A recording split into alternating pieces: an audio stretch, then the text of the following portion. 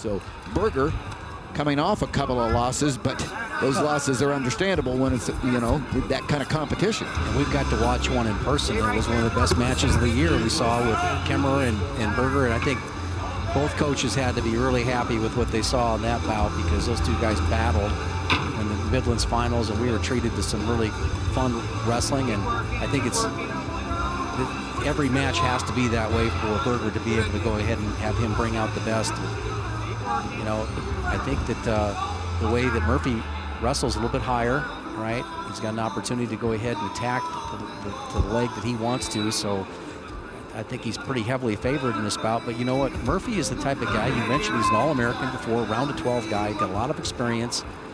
And obviously late in his career, he would like to be on that stand again, and a nice win right here would help him not only for seeding, but for confidence. Well, Murphy's really good when he pulls the trigger and gets into scrambles. I mean, he just sometimes hesitates, overthinks, but boy, when he lets it fly, good things happen for him. It's just a matter of opening up and letting it go. Well, you know, when you have guys in your room, like these first three guys that went out there for the Wolverines, that went out there and got after it, and that's contagious. And we've already seen that from Logan Massa, who's all of a sudden as a freshman becoming a real leader in this program. You know, you see that happen quite a bit where the younger guys kind of inspire the older guys to kind of get out there and get after it themselves. Berger lost to #1 Jason Nolf on a week ago, 15-7. And then, as you mentioned, the finals match against Kemmerer from Iowa, a classic. Overtime, and Kemmerer winning, Berger the runner-up spot in the Midlands. And what Berger was able to do in that match, he was able to go ahead and attack to the left leg of Murphy and then drop into the far ankle as far as his finish goes. He just had really good timing of that with Kemmerer. I can see him, doesn't even quite look like his vision.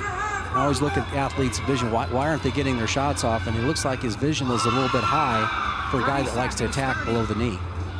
And there's the attack below the knee, but Murphy's able to fend him off. Yep, good call right there on the back out where Berger gave up too much ground and ended up giving up a stall call. So that's a warning against Berger. The next one will be a point if he gets a stall call by Joe Tauber, the official.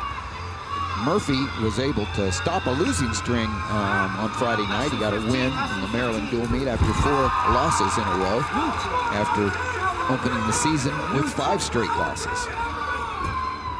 First for Penn State on Jessica Jones. One of those losses we've already mentioned, Michael Kemmerer from Iowa, Jake Short from Minnesota, trying to lay claim to one of the high rankings at 157.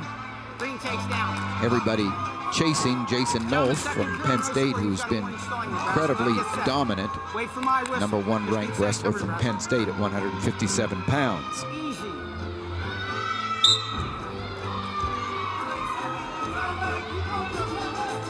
Stand up there by, good job by Murphy there, because he's just if he can keep wrestling in every position, he's just better off. And they're following, you know, Michigan has had all the quick escapes. You know, that's under 10 seconds. He's able to get to his feet. You know, I saw that in the Kemmerer match,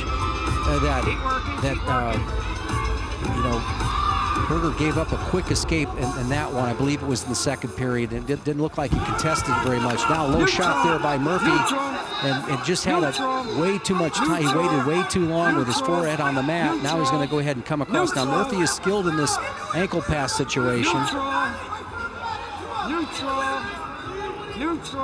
And Joe Tauber's going to call a stalemate. They'll go back to the center.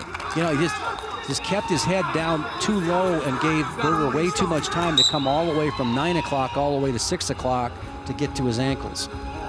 It was a good shot, caught the ankle, and just wasn't able to move his way forward fast enough and keep that head up. And Murphy whiffs there, but it was a good shot anyway. No takedown. The only score so far is the quick escape by Brian Murphy, ranked #10, going up against the 3rd-ranked Berger, Tyler Berger, from Prineville, Oregon, Crook County High School, only a sophomore. And Murphy, the senior. The only senior Right. wrestling for Michigan. 25 seconds left. These guys are settling in, really waiting for Berger to get his shot off. Not able to do it. You know.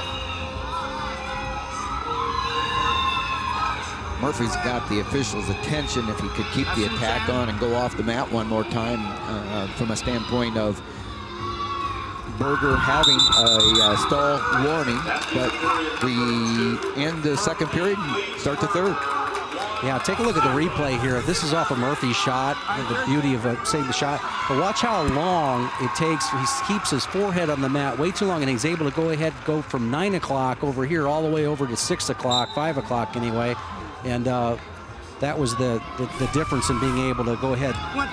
If he could have got his head up a little earlier. And done that with his feet. He let his feet drag, but right there he was able to dig in, shoelaces up as you say, and then drive through, and that's what needed to happen. Head up, drive through. This is awesome. You are getting you're getting your color on, getting ready for Shane. You guys do. I tell you, man, I love it. It's a clinic every time just sitting by you, Jeff. So this is great. The nice work there. He's got a good half there. Good job by Berger. He's going to gosh, it's close and Berger's got him tied. bottom leg. That's a fall. That's a fall. Four good guys get pinned in that bottom leg cradle. This is a game changer.